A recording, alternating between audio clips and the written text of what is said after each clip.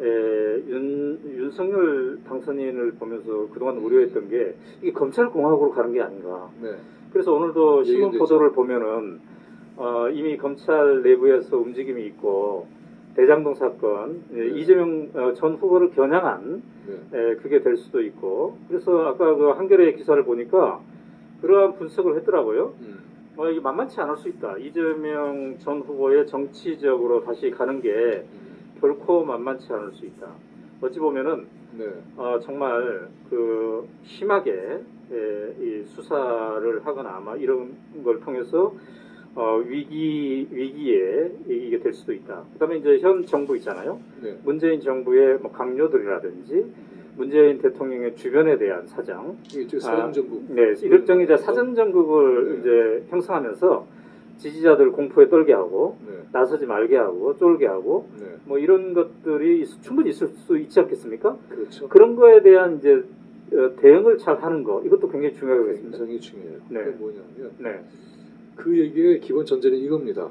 이제 이번에 이렇게 해서 집권에 성공한 세력들은 이제부터 영구 집권 계획을 세울 겁니다. 그렇죠. 왜냐하면 이번에 간담회 선언했다는 표현을 했지만은 다시는 일을 반복하고 싶지 않을 거예요. 그래서 제도와 교육과 언론과 이 모든 걸 장악을 해서 과거에 일제 강점기에 일제 총독부가 조선을 영구 지배하기 위해서 만들었던 그 시스템이 있잖아요. 또 굉장히 중요한 근거 자료가 되겠죠. 파시즘은 이제 그렇게 만들어지는 것이니까. 그래서 우리는 검찰 파시즘, 검찰 독재 이전에 군사 독재 체제를 겪었잖아요. 파시즘 체제인데 그것도 역시 영구 집권을 기획했던 거 아니에요. 그러나 시민의 힘에 의해서 무너졌죠. 이 역시 우리의 경험이 있기 때문에 만만치 않을까. 그런데 한 가지 우리가 이제 유의하고 조심해야 될 것은 뭐냐면 군사 파시즘은 내놓고 우리가 그 정체를 금방 알 수 있어요. 근데 검찰 파시즘은 법과 제도를 통해서 정교하게 이루어집니다. 그렇죠. 우리가 모르는 사이에 진행되는 일도 많아요. 그리고 일어나 봤더니 이미 장치되어 있는 그런 거죠. 그래서 앞으로 이것은 우리 시민들이 이러한 검찰 쿠데타가 정치로 완성된 이 사건, 그래서 검찰 국가로서의 법과 제도가 어떻게 만들어진지를 정확하게 알고 이해하고 공부하고 이것이 우리의 권리와 발언이 되는 일이 대단히 중요합니다. 그렇게 하지 않으면 이걸 막아내기가 굉장히 어려워질 거예요. 그리고 이제 또 하나 긴장할 수밖에 없는 것은 이른바 선거 과정에서 불거져 나왔던 윤석열 후보 관련한 본부장 비리, 본인 비리, 부인 비리, 그다음에 이제 장모 비리 남아 있는 거죠. 남아 있잖아요. 그대로 남아 있잖아요. 면책된 것도 아니고 이걸 과연 이제 제대로 검찰이 수사를 할 것인가? 윤석열 후보는 시스템에 의해서 할 거라고 했는데 그럼 검찰이 하는 거잖아요. 검찰이 제대로 할 것인가를 또 이 유권자들이, 주권자들이 지켜보고 지속적으로 요구하고 그럼요. 계속 문제 제기해야 됩니다. 그래야 되겠죠. 그래서 거기에 대한 책임을 지게 해야 되죠. 만약에 수사의 결과와 재판의 결과가 당연히 이것은 처벌을 받아야 된다고 한다면 이제 김건희 씨의 도이치모터스 주가 조작 사건 이거 굉장히 많은 부분이 지금 이미 드러나 있지 않습니까? 그다음에 막판에 그 터진 윤석열 당선인 본인의 부산저축은행 비리 무마 의혹 이것도 굉장히 많이 지금 드러나 있어요. 이것에 대해서 그냥 모른 채 덮고 간다면 이거는 의외로 빨리 국민적 저항에 부딪히지 않을까요? 그런 상태로 계속 끌고 나가게 된다면 중도 사퇴하는 상황도 벌어질 수 있는 것이죠. 그러니까는 민주주의에 있어서의 정치 권력의 권리는 우리가 가지고 있다는 의식이 굉장히 중요하고 우리가 2016년에 대한민국의 주권 국민에게서 나온다. 이것은 구호로 만드는 구호로만 머무는 게 아니라 현실에 작동해야 되는 원리입니다. 일상의 원리이기 때문에 이건 우리가 끊임없이 일깨워서 그렇게 만들어 가야 될 것 같아요. 그러니까 이게 본인이 이제 그동안 계속 공정과 정의를 얘기를 했으니까 그 공정과 정의가 본인과 이 관련된 자들의 비리에도 적용할 것인가 이걸 이제 지켜봐야 되는 거죠. 그것은 물론 헌법적인 우리의 헌법적 권리예요. 물론 다른 정치권, 다른 모든 영역에서의 부정부패가 발견된다면 그건 당연히 검찰이 수사를 해야 되죠. 당연하죠. 그러나 그 와중에 본인과 관련한, 가족과 관련한 그런 것들은 예외로 둔다면은 이거는 촛불 시민들이 두고 볼 수 없는 엄청난 저항에 부딪힐 수 있는 그런 사안이죠. 그렇죠. 자, 그동안 이제 김종인 전 국민의힘 비상대책위원장도 가장 크게 걱정하는 게 식물 대통령이지 않았습니까? 네. 윤석열 후보가 집권할 경우에 식물 대통령이 될 수 있다. 이 점을 바로 이 자리에서 오연호가 묻다에 네, 출연해서 네. 거듭 강조를 했는데 그러한 본인과 관련된 자들에 대한 비리를 선별적으로 눈 감은다 하면은 그런 식물 대통령이 되는 시기는 더 빨라질 수도 있겠죠. 네. 네. 근데 우리가 이제 이번에 이런 모든 문제를 기자회견 대장동 얘기 나왔을 때 시스템으로 만들겠다고 얘기했잖아요. 네. 그 점이 사실 우리가 좀 주목해야 됩니다. 네. 뭐냐면 네. 그게 바로 검찰 파시즘의 작동 원리라는 것을 기억해야 돼요. 네. 법과 제도를 만들어 놓으면 그것은 합법성, 네. 정당성을 가지게 돼요. 네. 그런데 정말 이렇게 정당한 거야? 합법적인 거야?를 네. 끊임없이 질문해야 됩니다. 그리고 그것이 만약에 네. 법과 제도를 만들어줬다고 하더라도 우리의 권리를 침해하거나 인권을 유린하거나 네. 아니면 헌법이 규정한 권력 이상으로 그것을 행사하고 있다고 한다면 반드시 묻고 당당하게 맞서고 네. 그것을 해체시키는 그런 의지가 우리 사회에 있다라고 하는 것 분명히 얘기해야 돼요. 네. 우리가 이제 마지막 대목에서는 네. 그러면 우리가 무엇을 할 것인가 일 텐데요. 자, 이재명 후보 나름대로 계속 어떤 일을 하겠죠. 네. 그다음 민주당 스스로 뭔가를 이제 하게 해야 되겠죠. 또 할 겁니다. 그 보수 언론의 하나인 중앙일보의 보도를 보니까 제목이 이거 비슷하더라고요. 이준석 대표가 한 거 다 틀렸다. 그런 얘기 그러니까 있었군요. 10% 차이로 이긴다고 그랬잖아요. 넉넉하게. 이거 틀렸다. 호남에서 30% 얻겠다고 했잖아요. 이거 틀렸다. 그 다음에 이대남이 이 효과가 있을 거다고 했는데 이거 틀렸다. 이준석 대표가 한 거 다 틀렸다. 근데 이준석 대표가 한 이 모든 것을 다 틀게 만든 사람이 누구냐 이거죠. 바로 여러분입니다. 여러분. 그렇죠. 여러분, 촛불들이 네. 그 어떤 보수 언론도 이준석 대표의 이 말에 대해서 막 비판적으로. 네. 그 다음에 이준석 대표가 페이스북이나 이런 거 하면 되게 막 조롱이 섞여 있지 않습니까? 그렇죠. 네. 뭡니까? 보여준 거죠. 네. 이재명 후보의 페이스북에 와가지고 뭐 댓글에 이렇게 이상하게 네. 단다든가 그런 것들도 있었는데, 이러한 것들에 대해서 어찌 보면, 이 촛불들이 네. 바로 이 시청자 여러분 응징해버린 거죠. 응징한. 누군가가 이준석 네. 대표를 이렇게 표현하거든요. 똘마니 네. 라고 표현하더라고요. 당대표인데 똘마니 수준으로 노네. 그렇게 얘기를 해서 한마디로 딱 정리를 해버리더라고요. 눈물 바다 속에서도 희망을 건져내는 작은 조각배들이 있는데 그 조각배들의 외침을 한 문장으로 정리해봤더니 눈물을 쏟아낸 다음에 천천히 들여다보니까 우리가 얻어낸 게 꽤 많네. 그렇죠. 첫 번째로 이재명이라는 걸출한 지도자를, 이 성장하는 지도자를 단단하게 얻었다. 두 번째로 촛불이 과거사가 아니라 이 촛불이 살아있네. 이거를 재확인했다는 점인데요.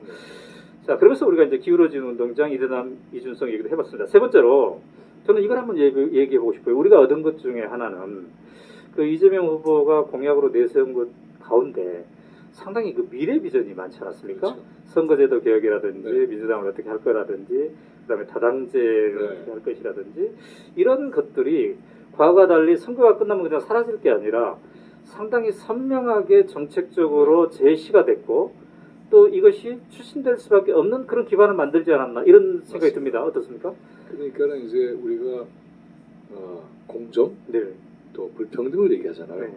그런데 우리 사회에서 하나 놓치고 있는 개념은 그러면 평등 사회를 얘기해야 되잖아요. 네. 평등 사회 얘기는 별로 안 하죠. 네. 그런데 이 모든 불평등의 원인은 우리가 자유경제적 불평등을 주목하고 있지만 사실은 권력의 불평등이 원인입니다. 네. 권력의 불평등이 이 모든 걸 제도화시켜서 네. 움치고 뛸 수도 없게 만들어버리는 것이니까 이재명 후보가 얘기했던 것은 바로 이 권력의 불평등한 공간, 제도, 법을 혁파하지 않으면 네. 그 다음에 역사는 열리지 않는다는 걸 분명히 인식한 거죠. 그래서 현재 보면은 일단 1차적으로 네. 집권이라는 관점에서 보면은 민주당은 야당이 되는 거지만 네. 거대 야당이에요. 네. 그리고 할 수 있는 일들이 굉장히 많습니다. 네. 그래서 이러한 것들을 받아 안아서 그래서 법제화시키는 의무가 보다도 강력하게 요구되는 상황에 처했다. 네. 뿐만이 아니라 여기서 네. 우리가 확실하게 얘기해야 되는 것은 권력에 대한 우리 자세예요. 뭐냐면 예. 이런 세력이 집권했어. 그럼 그 앞에서 우리는 무기력해졌네. 그리고는 이제 대통령이라고 하는 이 권력이 워낙에 크기 때문에 거기서 우리는 꼼짝 못하는 거 아니야? 네. 가 아니라 네. 분명히 우리는 주권자이고 우리가 명령권자예요. 그리고 우리가 헌법적 존재예요.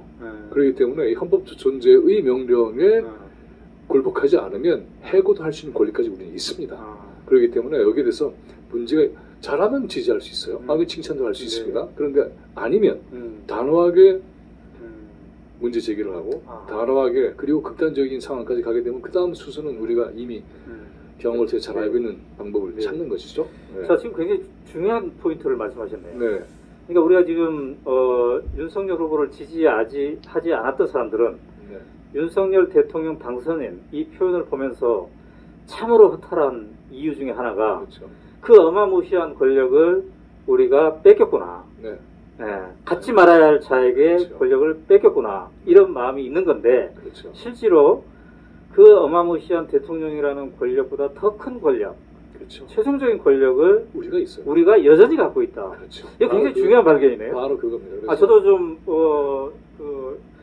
이게 당연한데 사실 잊고 지내기 쉽죠. 쉽죠. 왜냐하면 네.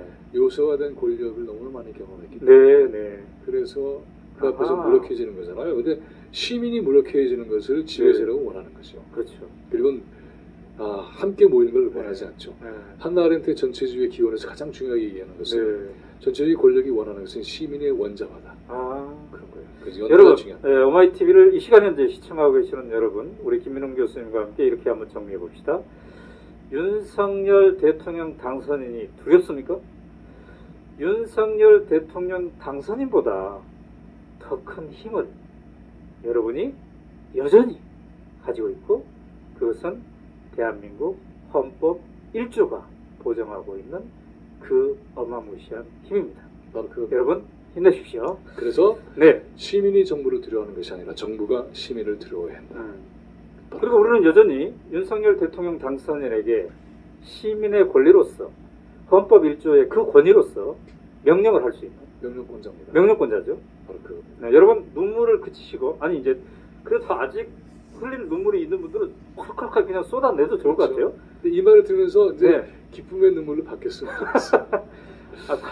그러네. 그러네. 알고 봤더니 그러네. 잃어버린 게 아니네. 우리 여전히 갖고 있는 사실 저도 고백하자면 막 참았는데 샤워하다가 잠깐 샤워에 저거와 함께 그러던데 자 여러분들이 여전히 이 권력을 큰 권력을 엄청난 권력을 가지고 있습니다. 그래서 우리 자신에 대해서 자신을 믿고 사기가 꺾이지 말아야 하고 그리고는 이렇게 우리가 권력의 주인이다라고는 생각을 갖고 있는 동지들, 시민들이 어마무시하게 많다.